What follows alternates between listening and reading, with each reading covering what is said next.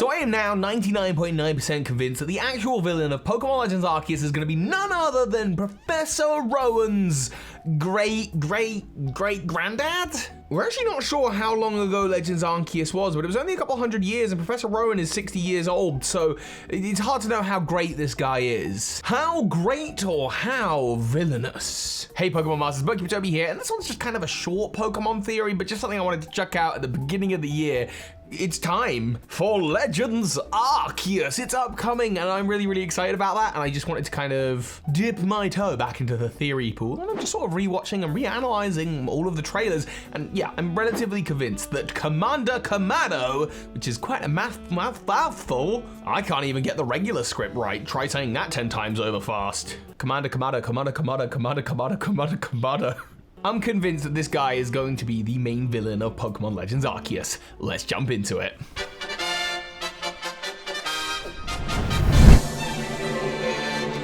But before I begin, don't forget that at the end of this month, I'm going to be giving away 3 copies of Pokemon Legends Arceus, and all you got to do to be in with a chance of winning is leave a comment on any of my videos with Pokemon Legends Arceus or Brilliant Diamond Shining Pearl in the title. There is a whole playlist called Sinnoh Confirmed that actually stretches right the way back to almost the beginning of the channel, because we've been talking about the Diamond and Pearl remakes or Platinum Remaster or future Sinnoh game for so long, and it's only a month away. It's at the end of this month. So leave comments on any of those videos. Random number generators are going to help me find those winners. I'll announce them right after Legends Arceus I've done my first run through. So, Commander Kamado, what do we know? Well, we know he's strict and he's stern, much like Professor Rowan, and he is the leader of the Galaxy team. The Galaxy team obviously deriving its name from Team Galactic, who in the future will become the main villainous organization in the whole of the Sinnoh region. But it seems like as an organization, the Galaxy team, Team Galactic, or Galaxy Gang, whatever you want to call it, has existed for hundreds of years in the Pokemon world.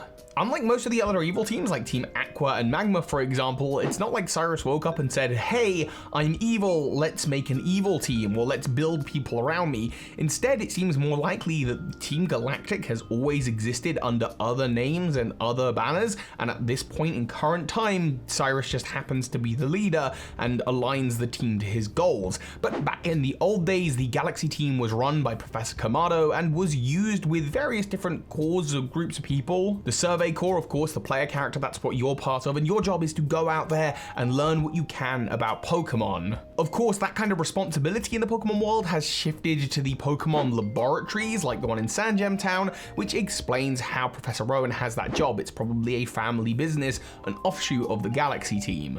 While playing Brilliant Diamond Shining Pearl, I was wondering about Professor Rowan's intentions. I don't think Professor Rowan's evil, but I feel like there's a lot of nods to his relationship to Team Galactic. For example, we know that he's been absent from the region for at least 5 years. We learn that at the beginning of the game, and then later on in the game, you meet a Team Galactic scientist who says that he's been working for Team Galactic for at least 5 years and still hasn't had a promotion, implying that Team Galactic has been around and in Sinnoh and probably thriving for all of the time that Professor Rowan's been gone. I wonder if there's some kind of correlation there. Similarly, after you do the secret key event in Brilliant Diamond Shining Pearl, Professor Rowan will follow you into Rotom's room, which is in one of the Team Galactic bases, and it's just kind of strange. Like, of all people, why would Professor Rowan be the one to like come in and make comment on the fact that this Rotom room's here? Did he see you walk in on a security camera and think, I can't let him get too close to the truth of my ancestry?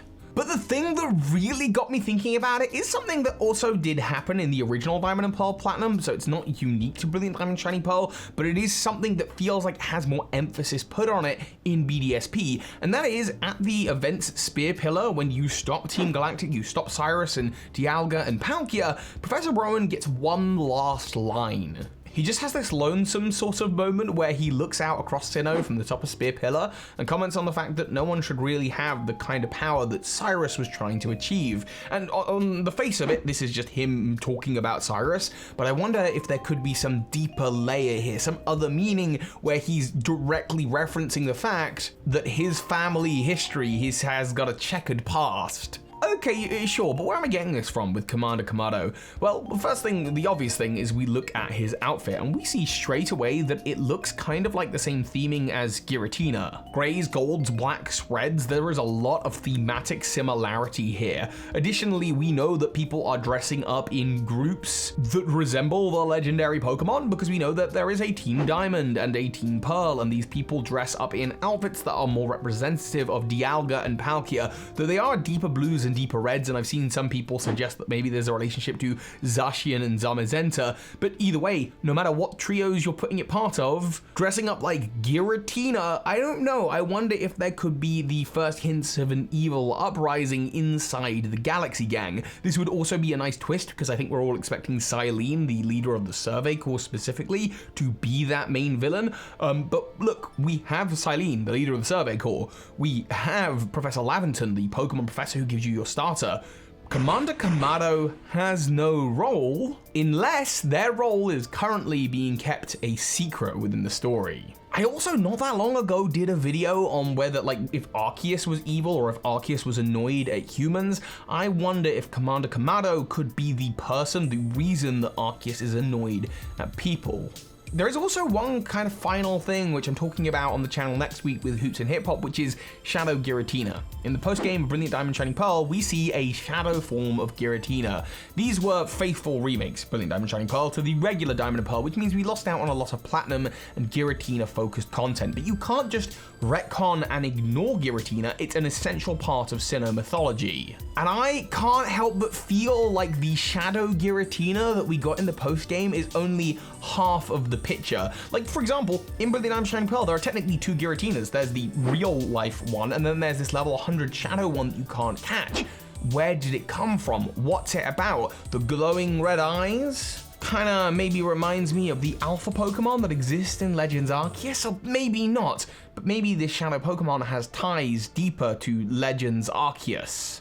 This could also represent Commander Kamados' hair color change. Maybe it's a switch from the light to the dark, to the shadowy side of Giratina. But that is sadly all I've got right now. Obviously, within a month, we'll probably know, and I'll be making theories, of course, about Legends Arceus after it's come out. I like the idea that Commander Kamado is using Giratina against Arceus somehow to rile up Arceus and make it be doing all of the bad things that I think it's doing in the game.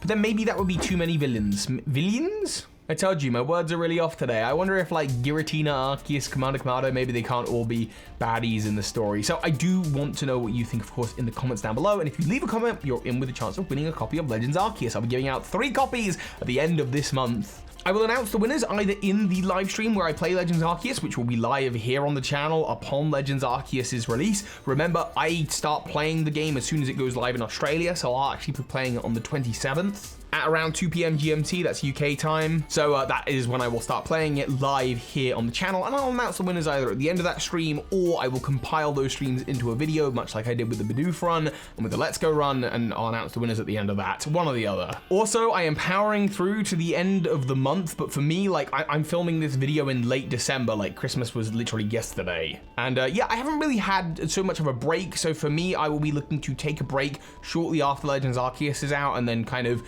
just go off for a bit and then maybe relaunch the channel in February.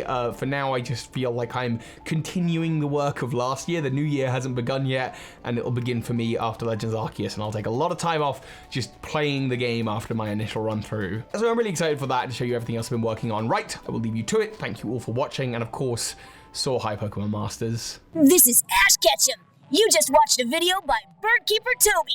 That makes you a Pokemon Master! Wow, a huge thank you to those of you who are supporting this channel, especially those of you on Patreon, and the big patrons of this month, JD Gottlich, PokeBliss, Michael Hornschuch, and Jedruben. Thank you.